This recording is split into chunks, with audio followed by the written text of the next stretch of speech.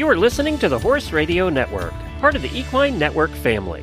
What a beautiful day for horses in the morning.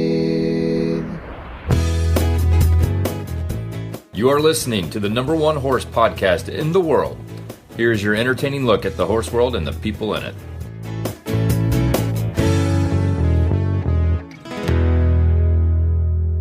This is Ashley Winch in Albuquerque, New Mexico.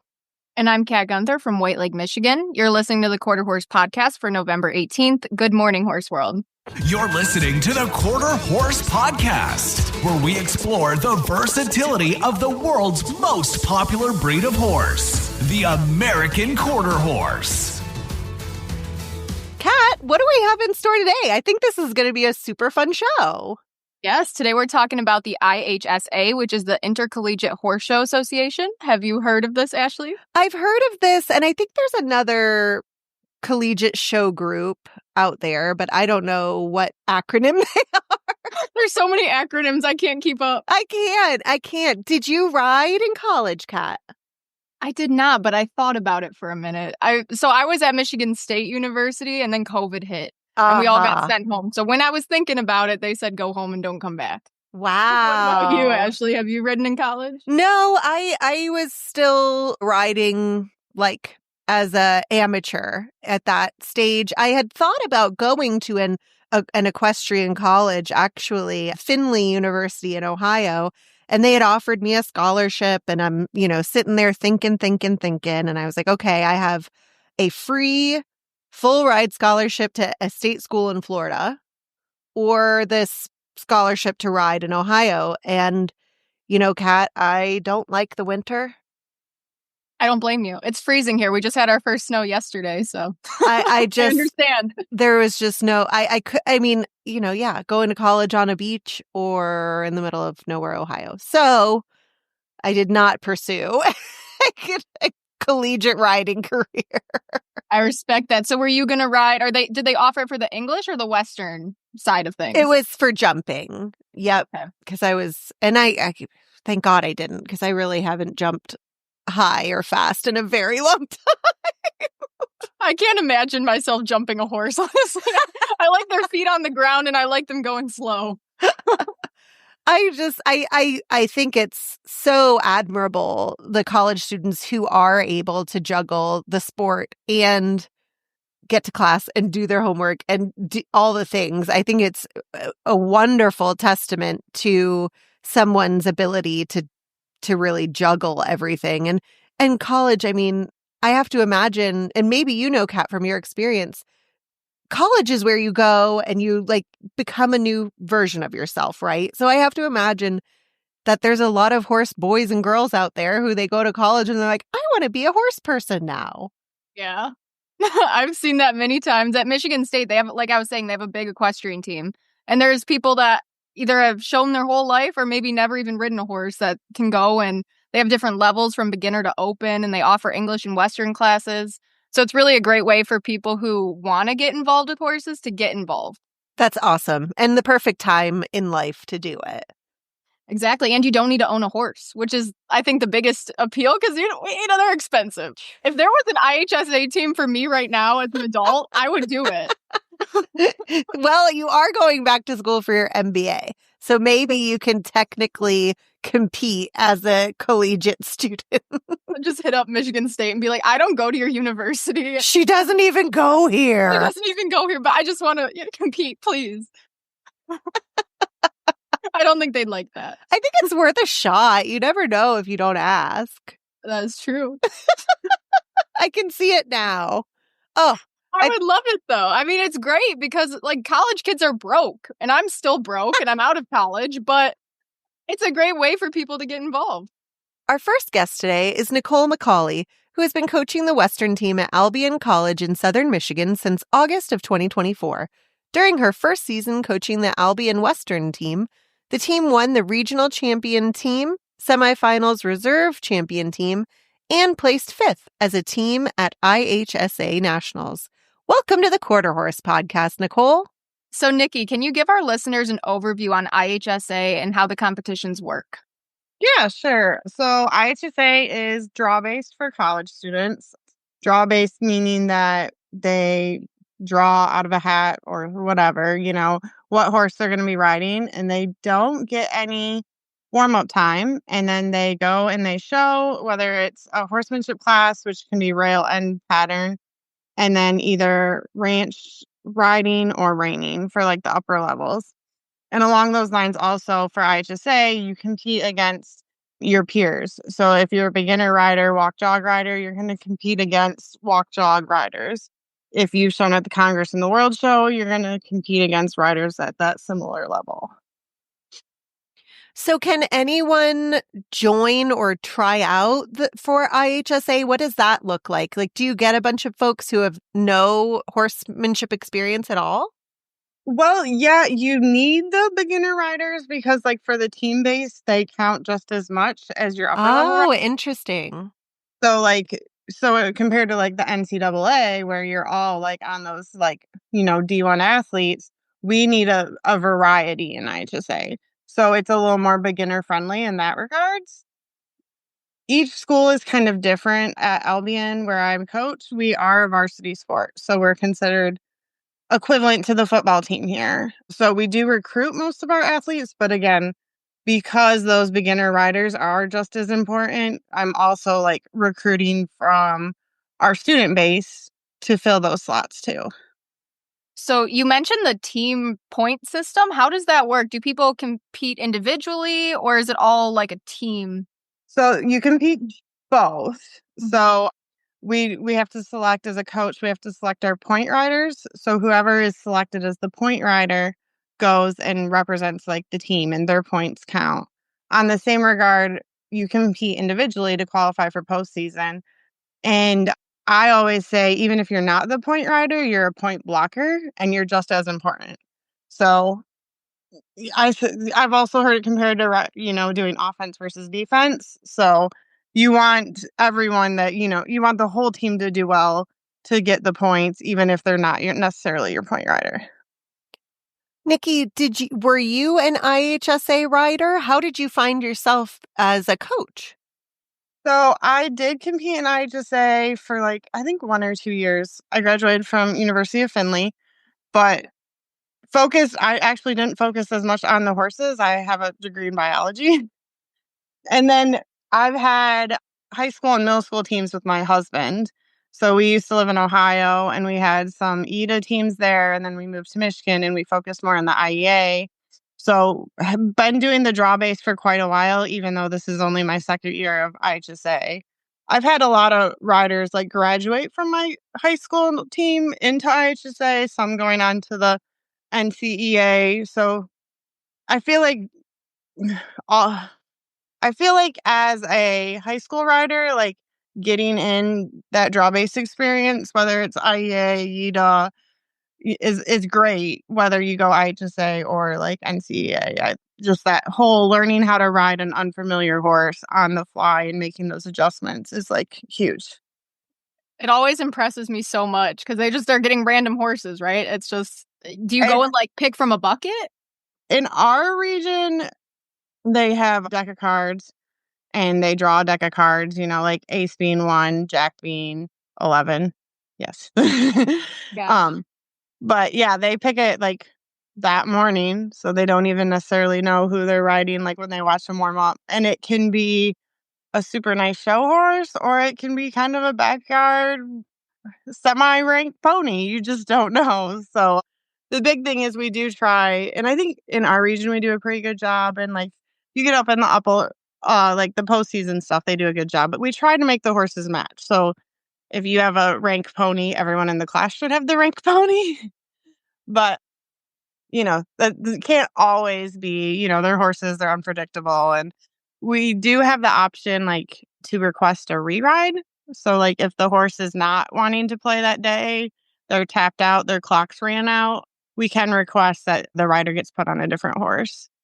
And the other thing is some judges are extremely good at judging through the horse and can pick their winner and can attribute some of the bad behavior to the horse. And some know that, this rider is not helping that animal at all. And so you can be the winner on the best horse and you can be the winner on the worst horse. So goes both ways. So how do you prepare your riders to handle the lack of predictability when they're preparing to show? We do a lot of like backup plans. So like I always like to talk about, this is your first plan. If this doesn't work out, we work on to plan B, we go down to plan C, which I do also like when with my quarter horse clients, because like you never know when something's going to, not work as you plan. I feel like when everything works perfectly as you're planned, that's when you're like, oh my God, that was like the perfect pattern, which happens very rare. But yeah, I think that's one of the big things is you teach your riders to adjust on the fly. And then you also teach them, like you try and feel that horse out at the walk. If you've got a pretty anxious horse at the walk, then you're not going to push a lot at the jog. You do a lot of like feeling it out as much as you can, as early as you can. So, you're joining us today on the Quarter Horse podcast, and I know a lot of the horses for the competition are quarter horses. What are some of the other breeds that you see your kids competing on? Well, one of my team's favorites, one of my customers has an Appaloosa that she brings to the shows. And that little Appy mare is a saint. We love her. And we super appreciate that my customer lets her come to the shows. We also have a lot of paints. There's some POA ponies. I believe I've seen a halflinger pony at one show. So definitely a variety of horses for sure. But I would say we're predominantly stock breed, mainly quarter horse and paints.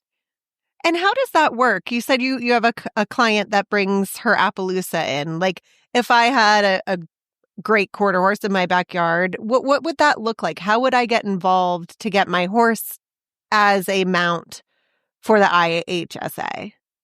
Well, there's a couple different options. So like my customer, she just lends her horse to the horse shows, but she lives her normal training job at, my home. But then there's also like at Albion, we care lease horses. So some people give us horses to use for the season where we pay for their board and like their maintenance and farrier and stuff like that. And then we also do donations, which is a tax write-off. So if you have a horse that maybe just isn't quite ready to fully retire, but not quite still doing the horse show life, we have a nice, happy, soft landing here where they don't have to work probably as hard, like when they are going down the road. I'd say most of my horses go like they do 4 lessons a week besides horse shows. So it's not a super heavy load. And then they get turnout, and we have hot walkers. So, if the weather doesn't work, they can still go on the walker and get movement, So it's definitely a great place for that horse that just isn't ready to quite retire, but probably isn't cut out still for the show scene, if you know what I mean. And what advice would you give to a student who is looking to maybe join an IHSA team? I think if you can find a varsity team, you're going to enjoy that experience a lot more, because as a varsity team, you're not having to do as much, funding the team as yourself. Like some of the club sports, those riders have to pay for all their entries, all their travel, all the things, their lessons and everything like that. Where like Albion being a varsity team, and there are other varsity teams out there. So like, I'm not saying just Albion, but if you can get it where it's a varsity sport, the school is so supportive. They pay for their travel, they pay for their entry fees, and just blessed to, be able to ride for your college and enjoy that experience. I'm not in college anymore, but I kind of want to do that. I pay for everything and I can go show. That'd be awesome. I mean, I got room on my roster. Okay. I'd be like, she doesn't even, me and Ashley were joking about this, about like going back to college to do this in the intro. And they'll be like, she doesn't even go here. I'm always like, if I would have known, like, especially in like the high school level, I was like, the kids that compete in the high school level, like, I'm like, I would have loved to do this when I was a kid. Oh my gosh, yeah. My son is, boy that rides horses, and like, not like he does wrestling and other athletics, but like if he loves his IEA team because like it's his sport, Well, and that brings up a really good point because in my experience, riding is very much an individual sport, and so to have the team aspect and camaraderie and support, I think really is a beautiful thing, especially for young folks. Oh, for sure. And even my riders will be like, "Oh, they didn't have the best ride," but they're out there cheering their teammates on. Yes. There's not that as much time to be down in the dumps, you know All what in I your mean? feels. Yeah. You get over it a little bit faster, so you have that team that you're rooting on. My girls and boy, I have one boy on my college team. They have a huge cheering section, almost obnoxiously loud, and I love it. Is it a little over the top sometimes? Yeah, but who cares? They're out there having fun cheering on their teammates, and that's what it's all about. So do you guys have any specific traditions or rituals you do before a show? we have a little cheer that they do typically the night before. The morning of is kind of rough just because we're hustle and bustle. We have a lot of shows here at home, so we have a lot of just tasks to do for a show. But the night before, we usually do a good day to be a Brit cheer, and then after the team competition concludes, they'll also do it. So it's fun. I love it. My dog tried to attack the girl leading the cheer too, so Well, that's the perfect transition to the last question I have for you today, Nikki. And we ask all of our guests this, and this is, I would say, categorically the hardest question we ask on this show. And that's going to be, tell us your favorite funny quarter horse story, whether it was in the barn, at a competition, just a memory you have with a quarter horse. Oh, geez, this is a hard question. Sorry, I warned you. Favorite quarter horse? Probably my oldest son won the AQHA World Show in 2020 in the showmanship. So that's probably my favorite memory. Could easily be backed up with some other things, but just, being the COVID year, we didn't even know if the show was going to happen. It was his last 13 and under year, and he's had that horse since he was a small fry. He still has that horse. Just to watch, standing in the stands and watching him go out there and lay out a great pattern. I think he won it on 3 of the 5 judges. So yeah, that would be my most favorite experience or memory. I love it. Well, Nikki, thank you so much for taking the time. And are you in season right now? Are you guys competing, or is it winding down with the holidays approaching? We actually have a competition this coming Sunday. So we have 10 regular season shows. So we've done 4. Oh, okay. So we have 2 coming up on this Sunday, and then we'll break and start back up into January. So. Well, best of luck to the team. And I'm going to also say good luck to all of you taking care of horses in winter in Michigan. Oh, yeah. I was I woke up this morning and I was like, what is this crap? It's 19 degrees out. Oh, I know. My mini horse was looking at the snow yesterday. What the heck? Every year, the first snow, he gets scared of it. Same.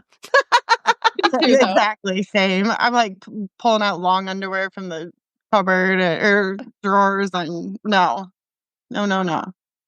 Thanks, Nikki. Have a great season and stay warm. Thank you.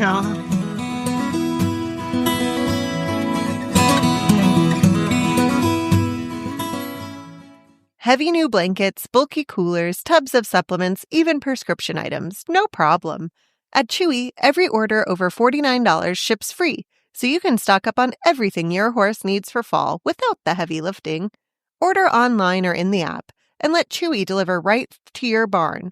Fast, free, and hassle-free, so you can spend more time enjoying autumn rides with your horse. Start shopping now at chewy.com/equine.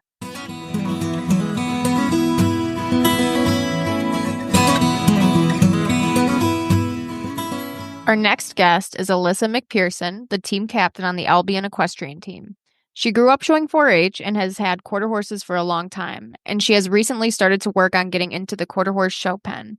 In IHSA, she was 3rd in team rookie at Nationals last year and recently leveled into the level 1 horsemanship. Okay, so my first question for you, what is your background experience with quarter horses before joining an IHSA team? So I've had quarter horses my whole life. I never got really into showing quarter horse circuit up until the last couple years, but I grew up in 4-H doing open shows. My grandpa was a roper, so doing all of those fun, crazy things. I trail rode for a lot of my youth, just hanging out, going in the rustic campgrounds, trail riding our horses, swimming in the water. But then I got into the show pen and fell in love with the ranch riding and the reining. Okay, so how many quarter horses do you have right now? I actually have a paint mare too, but Okay. she's her own being. She's a special lady. I have a foundation quarter horse gelding right now, actually. I've had him since he's 3, and I'm trying to buy another one. So that's dangerous. It's a slippery slope. Always get another horse. So how does that, how many quarter horses do you see when you do the draw? Like Nichole was explaining it to us yesterday that you draw a horse, correct? Yeah. Okay. So a lot of, for the Western side of things, most of our horses are quarter horses. We do get some paint horses and some Arabians and stuff now and then, but 90% of the time I have not drawn anything other than a quarter horse. Okay. So it's definitely a weird thing to just go up and draw a horse out of a thing, but the most 90% of the time I've drawn a quarter horse. I've had, actually I drew an Appy one time, but I've had other people draw Arabs and saddlebreds and things. Oh, wow. So there's really all breeds. Yeah, you can draw anything and everything. Wow. So what, I was going to say grade cut. Should I say what year? Okay. 3, 2, 1. So what year are you in right now? I'm a sophomore. You're a sophomore? Okay. And then how did you start with IHSA? How did you find out about it? So it's actually kind of a funny story. So I was recruited to play college softball. So I played softball throughout my whole life while riding horses. And I didn't actually know you could ride horses in college until I committed here to play softball. And then our former coach, he reached out to me and was like, hey, this is a thing you can do. I think you'd be good at it. And so I ended up also committing to ride. And I honestly, to God, had no idea you could ride horses until I already had committed.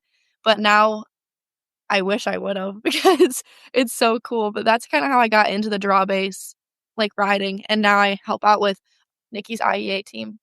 Okay. So how did you become the captain of the IHSA team? What did that look like? So I'm a really big personality. I love it. And I don't really know. I've always been really good at, I don't know how to say that.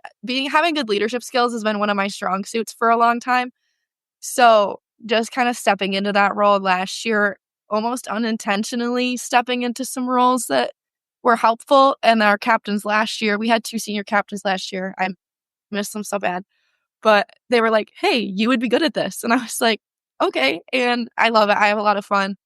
I hope that everyone likes having me as a captain. I have a lot of fun. That's awesome. Well, congratulations. That's a cool role to get as a sophomore. I feel like that usually would be a senior role. Yeah, I definitely was a little shocked when they were like, you should be captain. And I was like, what? That's a huge compliment, though. So how do you help riders who are maybe people who don't even know anything about horses that want to join? How do you help them kind of get accustomed to the draw base approach? I just explain it to them. I feel like the best way for them to figure it out is to, for one, hear it verbally and then to just do it. And so I, for one, I had no idea what the draw base was like until I just did it. So the way I try and help, especially our beginner riders that have never we have beginner riders that have never been on a horse before. And so trying to just ease them into it a little bit. But I honestly think the best way to learn how to do the draw base riding is to just do it, because you have to jump ride multiple horses before you can figure out how to jump ride multiple horses. You know what I mean? Yeah. So it's just kind of a go for it kind of thing. Yeah. So how many people are usually in a class? It depends. So in our divisions, there's rookie, level 1, level 2, open, et cetera, et cetera. But there's multiple people in that class. So I'm in the level 1, and some at our show we'll have level 1 split A, B, and C. And so there could be 30 riders in the level 1 at that show, but you're only going to show with 10 to 12 of them. Gotcha. And what do you think it is about quarter horses that makes them so good for this type of format of showing? They're so versatile, and they really just don't care. They're just chill guys. I've ridden a lot of horses, and I honestly think they're just the most easygoing and most versatile horse. So it's really easy for us as people to communicate with those horses that we've never met before, just because they just hang out. Yeah. Do you have a favorite quarter horse, like one that you just remember that you drew once and you're like, that was my guy? Lasso. That's my favorite. Oh my gosh, wait, cut. That's a paint horse. Oh, okay. We can cut. I'll re-ask it. Cut. Okay. 3, 2, 1. So do you have a favorite quarter horse that you've ever drawn at a show? Oh, probably one of our horses. My favorite horse I think I've drawn is I think Rapper from Middle Tennessee. Rapper. I like that name. Yeah, he was really cool. I drew him at semis. Okay, so do you guys travel a lot for competitions? How does that work? So actually, for like our region, we host a lot. We have 8 shows, like total 8 double headers, and we host typically 4 of them. So just because we have the facility for it, but we travel a lot for postseason. So like regionals, semifinals, and nationals. Like nationals we in North Carolina, semifinals is in Kentucky. Okay. But like we travel in state most of the time just for our regional stuff, typically to like Midland and East Lansing. Okay. Is Albion like the biggest IHSA team? I feel Michigan State also has a team, correct? Yeah. Okay. So actually, it's kind of cool to say that. So Albion, we're actually a varsity sport. Mhm. So we get all the same like perks and everything that all the other sports do, whereas all the other schools in our region, that's not a thing. Really? So we are a varsity sport. So the school takes care of us. They take care of like our travel fees, yada, yada, yada. Whereas all these other schools, like Michigan State, for example, they're a D1 school and they're a livestock and agricultural education school, and their equestrian team is club. So they pay out of pocket for everything. Wow. Whereas we are, I guess, provided for by the school. Is there one that's more common than another? Like, is it usually everything's paid, or? So like, I guess when actual D1 schools, so like when you compete NCAA draw base, it's different than IHSA. So a lot of IHSA schools are actually like club, but we're considered varsity, like just through the college. That's so cool. I know I was telling Nichole I want to come back to college and ride just because. She doesn't even go here, but I still want to go because it just seems like such a great program for people that, especially people that don't have any experience with horses, can get involved. So my next question for you is, what do you recommend for someone who's like, oh, I want to get involved with horses in college? What should they do? Reach out. If your college has an IHSA team or an NCAA team and you have never even touched a horse in your entire life, reach out because there's probably a place for you. I know, like, for me specifically, I give our beginner lessons. So please, if you've never even touched a horse, come hang out. I can come introduce you. Well, that's awesome. Do you guys set up at like expos or club fairs, or how does that? Yeah, so we typically do the horse pavilion at Michigan State when they host like stuff there. We'll table, but Nikki like travels around at horse shows and recruits, and Nikki will table like at horse shows. At Quarter Horse Congress, she actually had a little booth out there for people to like write down their information and take her information and all the fun things. That's awesome. Well, it seems like such a great program. Yeah. I do have my last question for you. We ask everybody that comes on here, what is your favorite funny story? It could be something quirky in the show ring or just in the barn with your favorite quarter horse. Like something that just sticks out to you. This is the absolute hardest question we ask. This is okay. So probably last year I was showing at the Congress last year. I was going into my ranch riding class, but you know how it is when there's several different ranch riding classes you can enter in. So I thought I was going in like level 1 amateur or something, but I was going in a different class, and I had memorized the wrong pattern for my class, and I like stopped at the gate and I spun my horse around, and my mom was yelling at me to like yelling at me what the pattern was through the gate. And I was trying to figure it out as I'm going in the arena. And thank God I'd practiced this pattern about 15 times with my horse because he did the pattern. I had no clue what the pattern was. He did the whole thing. And that was a day that I will never. That's why they say trust your horse, because they will pull you through that pattern. And you sure did. Moral of the story, trust your quarter horse. That is so fun. Just be like autopilot, go, do it. Yeah. I just put my hand forward and off he went, extended lope. He even collected himself. It was great. What a good boy. I hope he got extra treats after that. That's how he did. He behaved. Oh, well, thank you so much, Alyssa. It's been great chatting with you. Thank you so much. Thanks so much for tuning in to the Quarter Horse podcast on Horses in the Morning. Be sure to like, subscribe, and tell your friends all about the world's favorite breed of horse.